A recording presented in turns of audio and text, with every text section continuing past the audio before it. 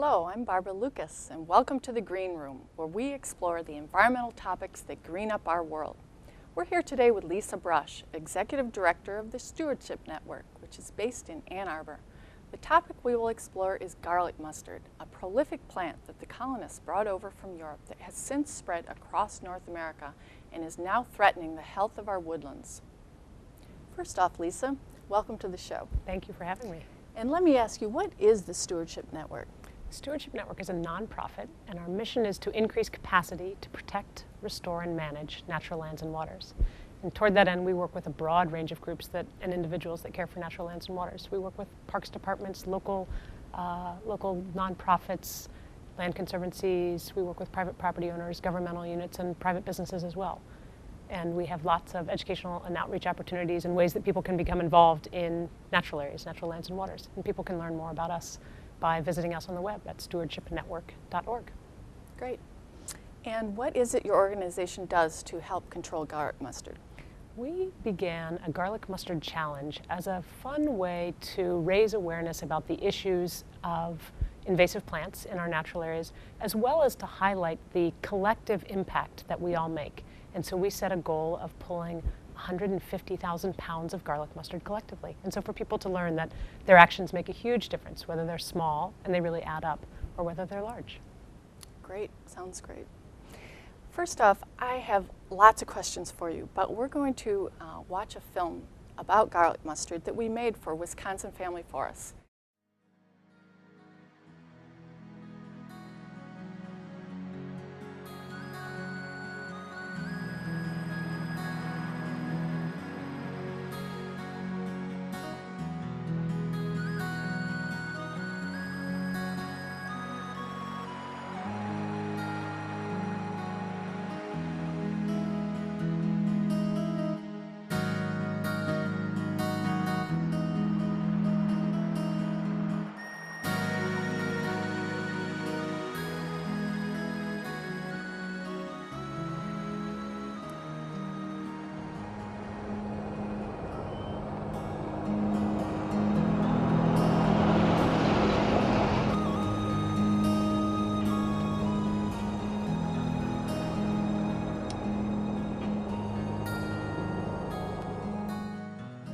When you walk in a natural area, you can encounter many treasures.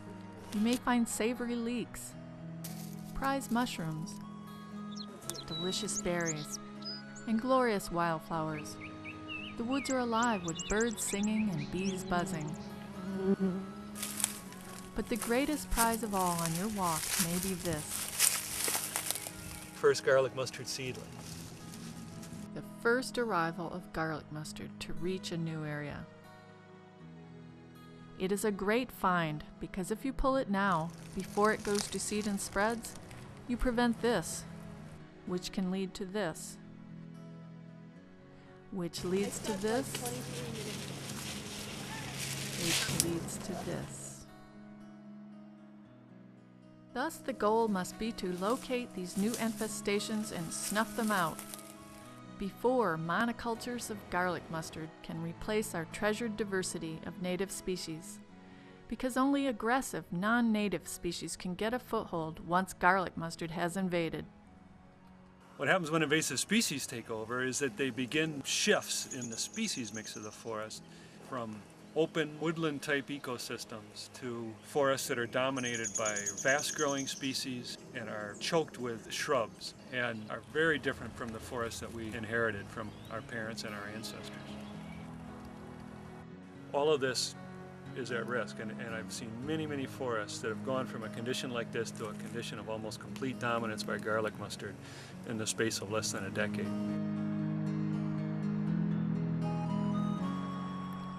Brought over by the European colonists as an herb for their gardens, garlic mustard is spreading fast from the East Coast to the West Coast.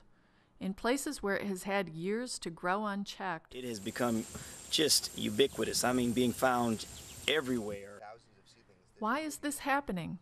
One reason is that this species can survive in a wide range of habitats. Under the white pines. Wow. So it's quite adaptable. Yeah, I've seen it in really sunny areas, and it can grow in very dense shade. You can see that right now it's underneath a bunch of plants, but that doesn't deter it. It'll just pop up right through them. Another reason for its rapid spread. It reseeds so easily. It produces a phenomenal amount of seed.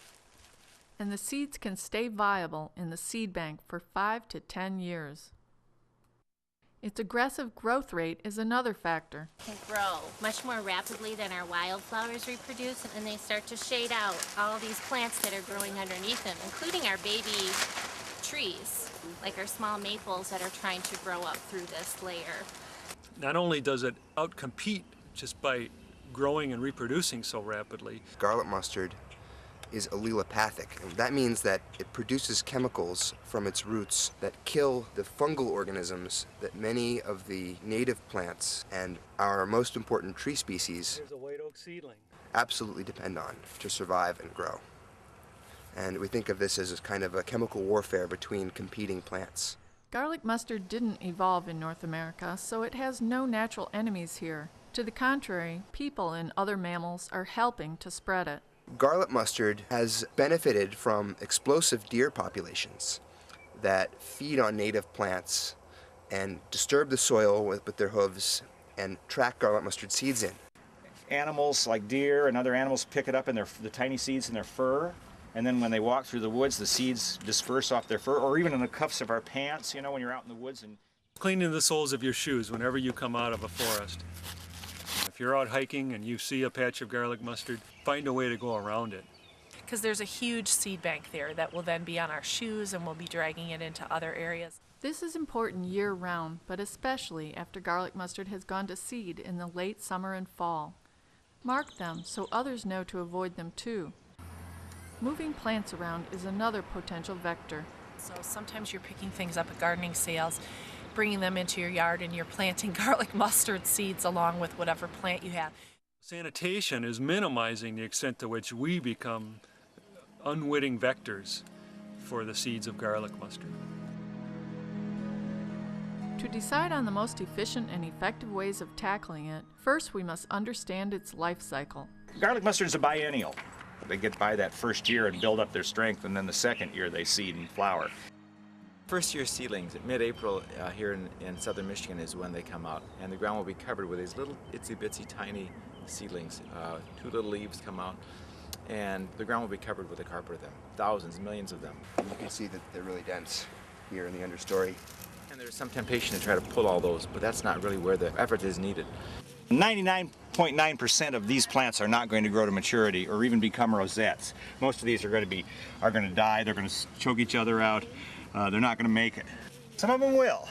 Those are the ones we keep coming back to get. Here's a second year rosette, as they call them. The rosette is this multi-stemmed plant.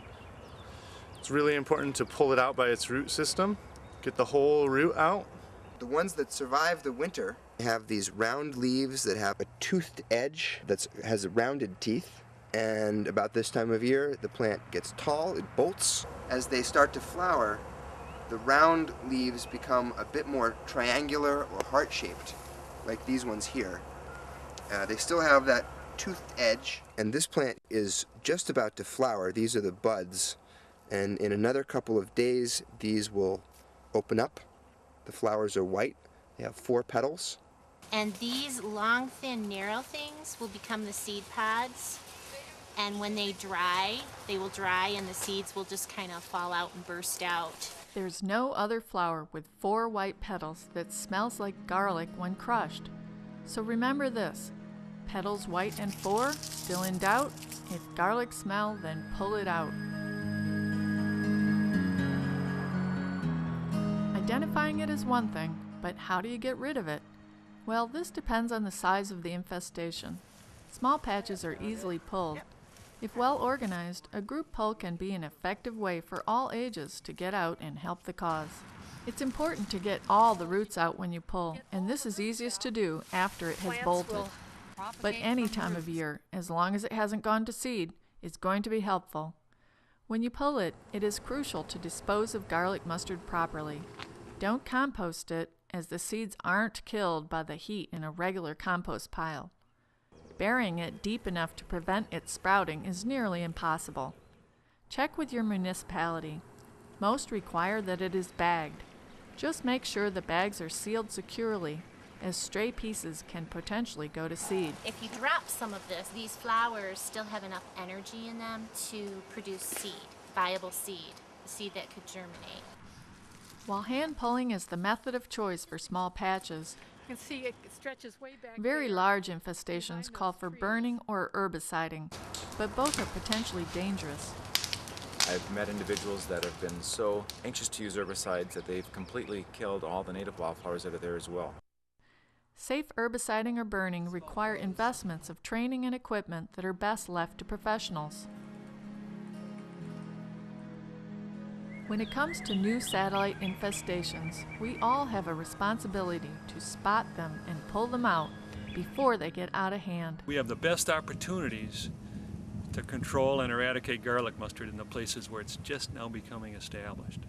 This will help check the spread on both a local and a regional scale. No matter which state you live in, Containing the spread is really a goal statewide.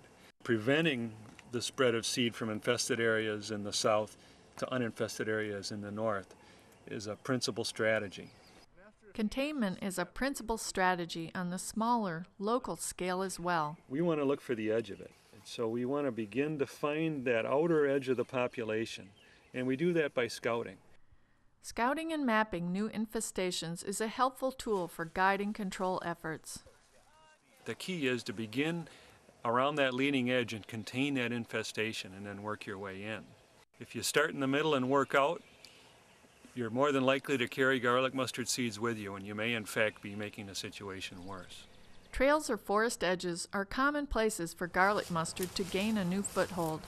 Starting your control efforts at the edge where the infestation began may be convenient, but it is not an efficient strategy. Instead, start beyond the satellite patches and work towards the trail to contain the spread of infestation. Another important principle is that monitoring for new infestations at least once a year is crucial. So by aggressively scouting our most at-risk habitats regularly, and by acting quickly to contain populations early in their establishment, we have the best chance now of limiting the damage of garlic mustard with the most efficient use of resources. Once you're familiar with what garlic mustard looks like, spread the word. Alert your neighbors to look for it on their property and snuff it out before it can spread further. Organize a community pull, and don't feel overwhelmed by the enormity of the task. Everything you do helps. Know that all your efforts each year keep new seeds from being produced, and you just need to wait until that seed bank is completely depleted. It's not a short-term project. This is a long-term project. It's all little baby steps, and you do what you can and hopefully have some fun doing it. Pulling garlic mustard is fun! The movie made lots of interesting points, but first off, Lisa, let's talk about the concept of the ecosystem change that the movie talked about in the beginning. It showed the forest with the tall trees and the open understory with the woodland spring ecosystem, spring ephemerals, and then it showed the exotic invasives that come in and create a very brushy forest. Now, some people would say evolution is change and that's natural. How do you feel about that? One of the things that I think that's most important is in this, and that the movie made a very good point of, is the concept of diversity. And in our ecosystems, one of the things that diversity brings is resilience. So it brings the ability of our ecosystems to survive under wider and wider circumstances. So for example, if we only had the monoculture of garlic mustard that was talked about, if we only had a monoculture of American chestnuts or of ash trees when the American chestnut blight came in, or when the emerald ash borer came in, we wouldn't have forests. But because they're diverse ecosystems, they're able to withstand that change. They're able to withstand severe disruptions. And so that resilience is really what we need, because we depend on nature for so many things. We depend on them for wood for our homes or for our baseball bats. We depend on them for the ability to go for walks in the woods, to find cures for diseases, to provide clean drinking water and air to breathe. And so we really depend on nature in ways that we often forget about on a day-to-day basis. And the movie showed that little scene of the oak sapling seedling, and I'm interested in it looks so insignificant, and why would we be so concerned about garlic mustard coming in and preventing that oak from growing? As we talked about just earlier, it is important to have that regeneration in those forests so that the forests continue to grow up. We have many different species that are dependent on forests of different ages and different capacities there, and our native plants and animals are here and are able to withstand the change that is brought. Now, garlic mustard seems to have come on the scene, at least in southeast Michigan, about, I don't know, I started noticing it about 5-10 years ago. Was it there before and I just didn't know how to identify it? It was there. It wasn't there in the same quantity that it is. One of the examples that I sometimes use in talking about the exponential growth of invasive plants is, for example, if there were a pond that took 30 days to be covered by, let's say, duckweed, and the plant increased in area, doubled each day, on what day would that pond be half covered? And it would be on that 29th day that it would be half covered. And so it would have slowly been covering that pond, and then all of a sudden it covers the entire thing. So that same kind of thing is happening with our invasive plants. Yeah, it certainly does seem like it's just doubled every year lately. Right. In terms of the trend that there is lately for planting natives, sometimes I wonder whether this interest in getting rid of garlic mustard is part of that, wanting to not have something that's not native. Do you think we could be plant elitists, perchance? Yeah, you know, and we're really not. The issue is not necessarily native versus non-native. The issue really goes back to, again, that beginning point of its diversity, and so it's the invasive plants. It's the plants that outcompete our native plants, and that we have made changes in our ecosystems and brought in these plants without their natural predators. And so in nature, there's a balance that happens that gets disturbed with invasive plants. And so it's not at all, there are lots of many beautiful non-native plants that have a place. And it's just when they become invasive and monocultures. And when I'm in the forest and I see garlic mustard, or I think it's garlic mustard, but I'm not positive, is it important to leave it because it might be a rare plant if I'm not 100% sure? You know, there really isn't anything else in our forests that is rare that looks like garlic mustard. And then one of the things that you can do, as you talked about in the video, is you can always crush up the leaves and smell it, and it'll smell like garlic, so you can be sure that it is. But there's really nothing else that looks just like it. And if you're in the forest and you see a patch and you don't have a bag with you, which happens to me most of the time, what should you do? There are a few different things that you can do. One is you should leave it if you don't have a bag to pull it. And also, even if it's not your property, it's important to notify the property owner. If it's a public park, if it's a state natural area, those folks will be interested in knowing that there is garlic mustard there. And so you can be sure to notify them. And we can talk a little bit later about what it's like if you notice it on your neighbor's property, and that provides a tricky issue. Well, go ahead. Well, I often get asked that question, what do I do if garlic mustard is growing in my neighbor's property? What can I do? And it is really tricky because I think back to before I knew about invasive plants, and I didn't always have an awareness of it. And so think of it as a couple different ways of approaching it. One is it's awareness building, and so approach your neighbors with the same kind of respect you would want and helping them learn about it. You can distribute something like a flyer that shows the garlic mustard ID and awareness, something that can help them learn a little bit more about that.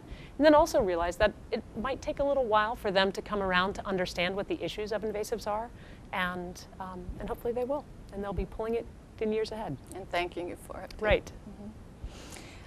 If you were to herbicide to get rid of the large patches, which can be really hard to deal with in terms of just pulling, what is the best time of year to herbicide? So herbicides are one of the tools in a natural area manager's toolbox. And if you were thinking about herbiciding garlic mustard, one of the best times to do it, its rosette will remain green throughout the winter. And so you can spray garlic mustard with an herbicide in the winter when the other native plants have gone dormant. And so you don't run as much of a risk of impacting those native plants. Okay. Now here's a question for you. In terms of the environment, what's better, to use fewer bags when you're filling the garlic mustard, stuffing them in, or to, and maybe run the risk of not being able to close it, or is it better to use more bags and fill them not as full and tie them tightly? So one of the most important things, and so you're thinking about pulling garlic mustard either as part of a volunteer workday or in your own yard, it's important that in pulling garlic mustard, we're not further spreading it. And so it's important that that bag be sealed. And so fill it up to the point at which both you can carry it comfortably, and that's one of the issues sometimes when you get those bags really full, but also so that it can be absolutely sealed, so that as it's traveling down the road, plants don't fly out of the bag, or as you're walking up the trail, additional plants don't spill out. So it's very important to seal that bag. Okay. And the movie suggested, well, actually it said you should landfill these. You shouldn't put these in your compost piles. Now, why is that so important? One of the reasons that it's so important is that the garlic mustard seeds remain viable in compost. And so in home compost piles, those seeds will remain viable, and then you spread them into your garden or into other places if they're composted. And so they do need to be landfilled. And in fact, there was a change in legislation that allows invasive plants in landfills. We're not allowed to put yard waste, but made an exception for invasive plants that are pulled as part of an eradication or control program, as the garlic mustard is, as part of the challenge, recognizing the huge impact that it makes and how important it is. And I've heard that there's a biological control on the horizon, which means that insects from the native, where garlic mustard is native, which is Europe, are being brought over, tested here to see whether they can be released to control garlic mustard. Now, if and when that does happen, will that solve our problems? No, it won't. We will always have invasive plants. They'll be a part of our life, a part of our landscape. And so what we can aim for is prevention. Is one of the first most important things. And so that's why, as you mentioned in the video, that early detection, finding those small isolated populations, is one of the most important things. And then it'll be control. We'll always need to go out and walk through our woods. I've been pulling in a spot for 4 years now, and I'm just at the point where there are not a lot of new garlic mustard seedlings, but I walk through each year. And in the first year, it was a carpet, an absolute carpet. And so it takes a number of repeated years. And then now the important thing is to go back and monitor and make sure there aren't any new plants when they come in to pull those. Have you noticed a difference in your yard? Noticed a huge difference. One of the other fun things about the Garlic Mustard Challenge is we get to hear stories from all over Michigan and the Great Lakes region of success stories of places where it was a carpet of garlic mustard and where they've been able to control it for a number of years, and now the native wildflowers are back, and other places where they've been able to prevent it, and so they've been able to walk through and pull the few plants that are there each year and by and large keep it out. Great. That's encouraging. It is, and I think it's important for us in this because sometimes it can seem overwhelming. And again, it's why we started the Garlic Mustard Challenge, to know that you're not in it alone and your actions really do add up. Speaking of the challenge, what are some of the added benefits? Obviously, you guys have pulled a lot of garlic mustard, which is wonderful, throughout the state, throughout the whole region.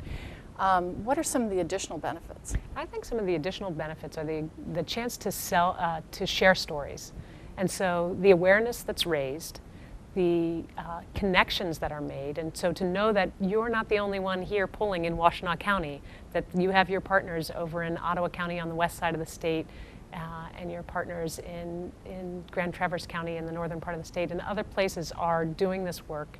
And it's really making a difference. So that awareness raising about invasive plants, the linkages that are made, and the actual impact. I mean, when you think about, we've pulled over 200,000 pounds. And when you think about that, that's a lot of pounds. That's great.